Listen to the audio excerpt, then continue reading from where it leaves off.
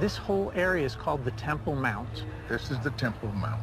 The temple was a building 7 stories high, stood on top of this Temple Mount, on top of that flat area where those trees are. In 20 BC, King Herod the Great built a temple where Jews could worship their God. It was designed to last forever. Herod says, we're going to create the most spectacular physical structure in the entire Middle East, maybe in the entire world.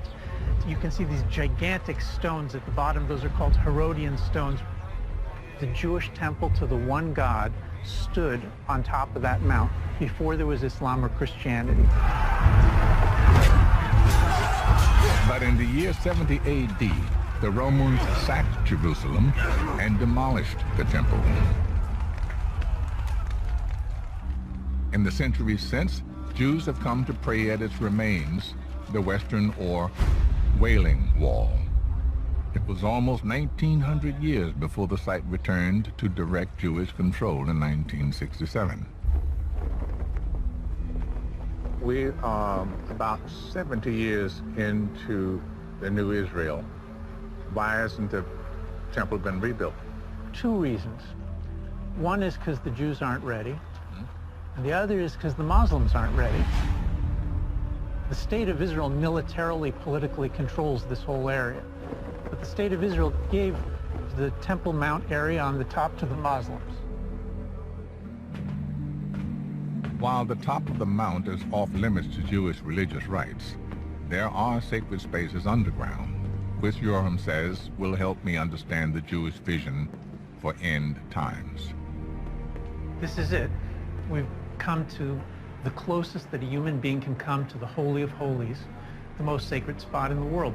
That's the room in the temple that one human being would enter once a year, the high priest, on Yom Kippur, on the holiest day of the year, and he would say God's name.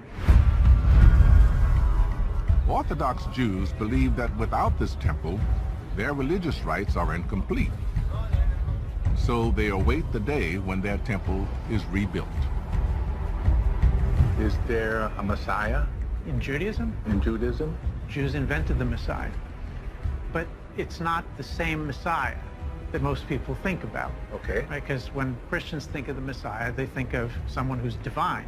Yeah. They think of, the end of days. What we have for the Messiah is a man, a king of this earth, who's going to bring peace among the nations in this world. And he will not be divine. He will not be divine. And Yoram tells me this mortal Messiah has a very specific to-do list. According to Jewish tradition, he has 3 things he's supposed to do. Number 1, he's going to reconstitute the Jewish kingdom or the Jewish state. Number 2, he's going to bring peace with the neighbors. And number 3, he's going to rebuild that temple. Rebuild the temple. Here we are. This is 2015. What are you going to do now? What is contemporary Jewish position on the temple? The Jews think of the world in terms of this dream that once existed in the world that was taken away. The Jews want to bring back into the world. That is the reconstruction of the temple. The reconstruction of the temple as the crowning symbol of this era of justice and peace that we're supposed to be assisting to bring back into the world. Judaism is just one of many religions that envisions the coming of world peace one day. But looking at this place, where so many religions intersect, it's hard to imagine peace coming. If the Antichrist is to successfully impersonate the true Messiah, it follows that he also must attempt to rule the world from Jerusalem with what would appear to be eternal rule.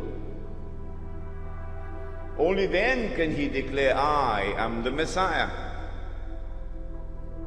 If he is to do that and convince the Jews that he is indeed the Messiah, then it follows logically Number one, he would have to liberate the Holy Land for the Jews.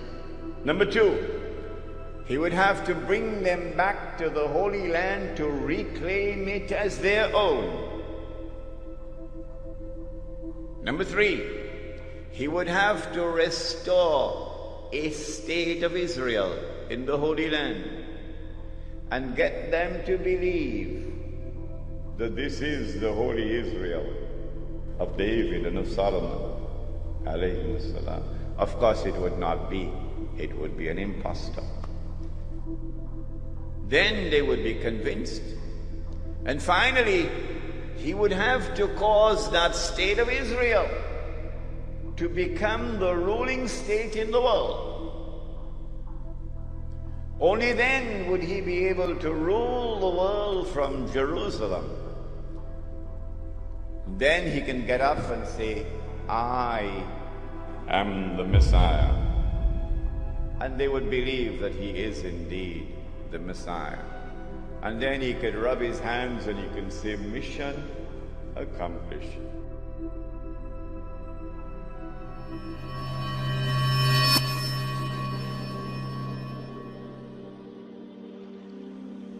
Allah subhanahu wa ta'ala eventually allowed them to enter into the Holy Land after 40 years. And Dawood alayhi salam establishes the state of Israel, the first Islamic state, and establishes Jerusalem as the capital of the first Islamic state.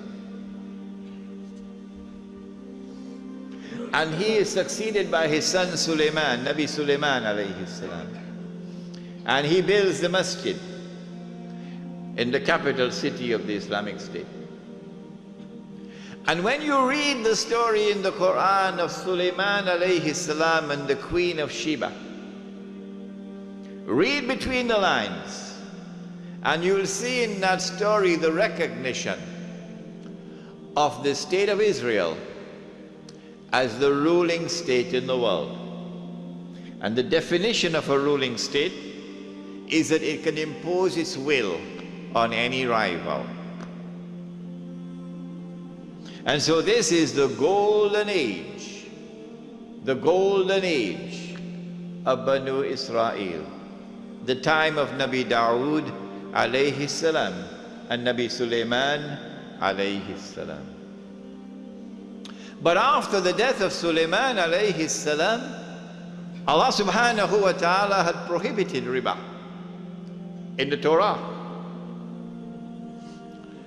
They changed the Torah. They rewrote it. The Torah now says, you can find it, go look in it, you'll find it, it's still there. It is haram for a Jew to lend money on interest to another Jew. Rabbi, can you tell me why? Answer, don't rip off your own brother. That's why. It is haram for a Jew to lend money on interest to another Jew. But it is halal, he can lend money on interest to those who are not Jews. It's called double standards. Because of this change they've made in the Torah concerning riba, among other things, they have now violated the condition of righteous conduct. And so Allah subhanahu wa ta'ala responds to this. In Surah to Bani Israel, He refers to this as fasad. Fasad is corruption. This is the corruption of the word of Allah. وَقَضَيْنَا إِلَى بَنِي إِسْرَائِيلَ فِي الْكِتَابِ لَتُفْسِدُنَّ فِي الْأَرْضِ مَرَّتَيْنِ وَلَتَعْلُنَّ عُلُوًا كَبِيرًا. That we recorded it in the Torah, in the Zabur, in the Torah, that Banu Israel will commit fasad in the land, yani al-Ardul Muqaddasa, in the Holy Land, on 2 occasions. This is the first one. Allah subhanahu wa ta'ala responded to it by sending an army from Babylon. An army that worshipped the sun and the moon and the stars and idols. So these ibad are sent by Allah subhanahu wa ta'ala. And they destroy the state of Israel. And they destroy the masjid. And they take Banu Israel into slavery in Babylon. And so now they're weeping by the rivers of Babylon. Allah subhanahu wa ta'ala sends a prophet, Isaiah. He sends many other prophets, but this one in particular, to communicate a divine promise. What is the promise? We were told about a divine promise which was communicated to the Israelite people, that Allah was going to send a prophet who would be known as Al-Masih, the Messiah, and who would rule the world with justice, confirmed by Nabi Muhammad alayhi salatu wasalam. He would be Hakimun Adil. He would rule the world with justice. From the throne of Nabi Dawood alayhi salam, the Prophet David, and with a rule which would be eternal. But when that promise was communicated, the Israelites were out there in Babylon, and the Holy Land was occupied. The Israelite people understood that if the Messiah was to fulfill this divine promise, there were certain logical implications which followed. Number one, that he would have to liberate the Holy Land. Number two, that he would have to bring the believers back to the Holy Land to reclaim it as their own. Number three, that he would have to restore the holy state of Israel, founded by David and Solomon, Allah's blessings be upon them. And number four, that this holy state of Israel would have to become once again the ruling state in the world. And then the Messiah could rule the world from the throne of David alayhi salam, with a rule which would be eternal.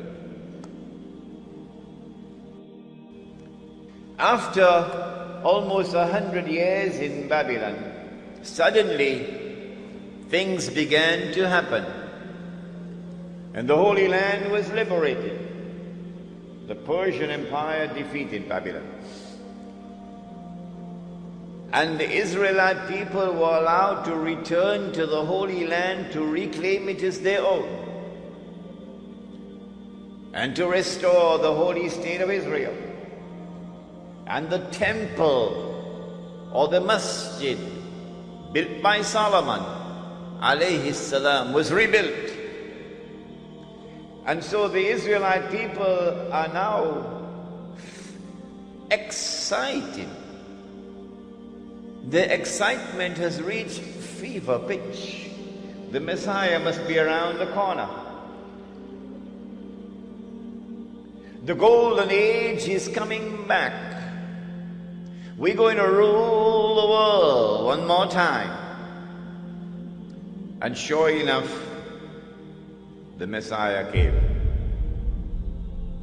But when the Messiah arrived, the son of Mary, while some of them accepted him, the young ones, the poor, the humble, the innocent, فَآمَنَ طَائِفَةٌ مِّن بَنِي إِسْرَائِيلَ, the establishment, the rabbis, the priests, rejected him. وَكَفَرَ طَائِفَةٌ, why did they reject the Messiah? Answer: because Allah tested them, and because they were seeing with only one eye, they failed the test. They said, وَنَعُوذُ بِاللَّهِ مِنْ هَذَا. They said that his mother had committed that enormous sin. And they said that this baby was a bastard. If they had seen with two eyes, with the internal eye, then they would have known, oh no, appearance and reality were completely opposite to each other with this baby. That she was still a virgin. She gave birth to the baby. But they did not see with the internal eye. Prophet Muhammad, Allah's blessings be upon him, then informed that Allah had created a being